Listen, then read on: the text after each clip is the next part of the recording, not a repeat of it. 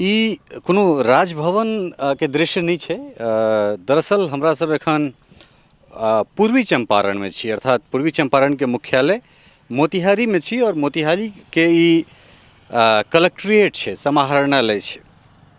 उम्मीद करै छी जे बिहार के 38टा जिला में से किछ इनल गिनल जे सुंदर कलेक्ट्रेट हेतै अर्थात जिला समाहरणालय हेतै ताहिमे से ई एकटा जगह छै।